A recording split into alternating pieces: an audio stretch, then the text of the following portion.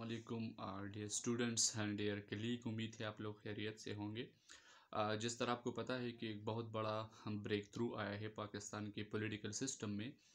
और जो इमरान खान है उसको साइपर केस में 10 साल की सज़ा हुई है। और इसके जो साथ वज़ीर खारिजा था शाह महमूद कुरैशी, तो उसको 10 साल कैद की सज़ा हो गई है।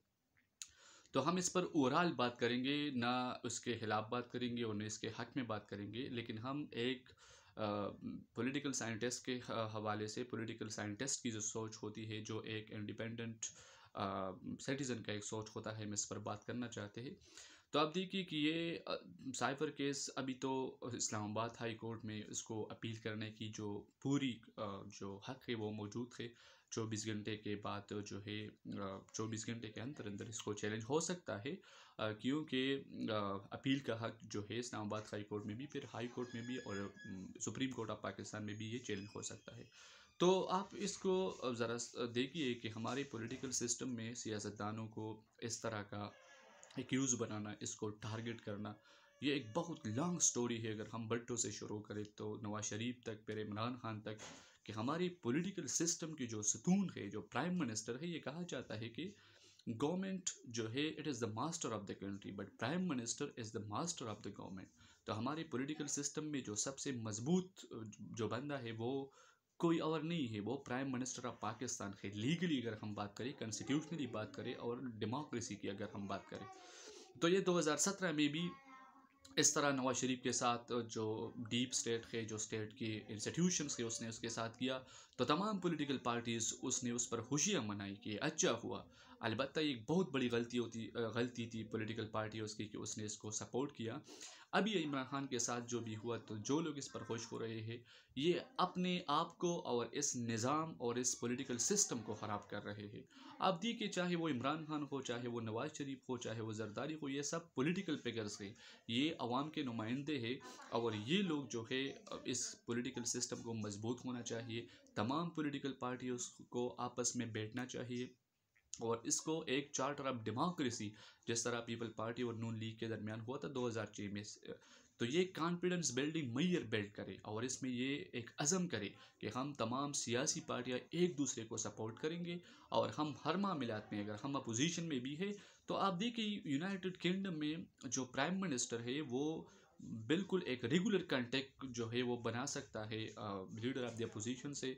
और राउंड अबाउट वो हर वीक जो है वो मिलता है लीडर ऑफ द अपोजिशन से और उससे कहता है कि हम इस मुल्क को किस तरह चलाएंगे। तो अगर हम इस निज़ाम में, हमारी पॉलिटिकल पार्टियों में वो प्लूरलिस्टिक एलिमेंट्स ना हो, तो ये सिस्टम ख़राब होगा।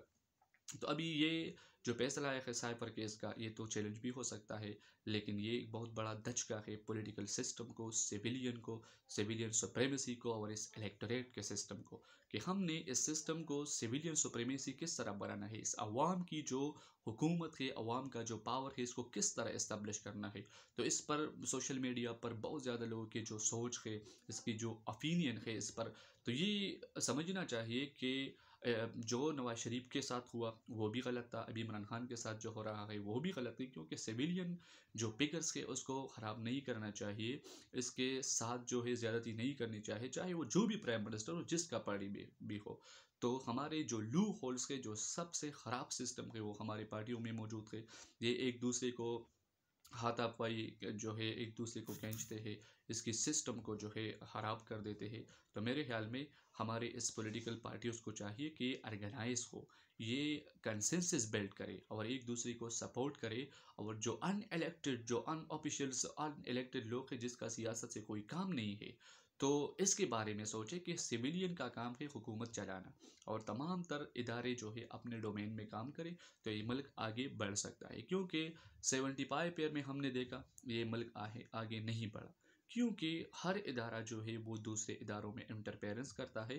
तो ये अगर जब तक ये इस्टेब्लिश नहीं हुआ है, अगर हमने ये इंटरफेरेंस इदारों के दरमियान, तो अगर इसको ख़त्म नहीं किया और इस पर काम नहीं किया, कॉन्स्टिट्यूशन को हमने अगर इसी तरह इम्पोज नहीं किया जिस तरह किताब में है, लेकिन इसको नज़र आना चाहिए, तो मेरे ख्याल में ये एक बहुत बड़ा ब्रेक थ्रू है और एक बहुत बड़ा दचका है। इसका असर किया होगा पीटीआई की जो मेंबरशिप है, जो इलेक्टोरेट है, इसमें बहुत ज़्यादा लोग, इसके फ़ायदे भी है और नुकसान भी है। फ़ायदा इसमें ये है लॉन्ग टर्म कि जब इस तरह की सज़ा मिल जाती है तो वो लीडर जब ये मज़लूम सा हो जाता है और लोगों के सिंपैथी उसके साथ और बढ़ जाते हैं कि इसके साथ बुरा हो रहा है।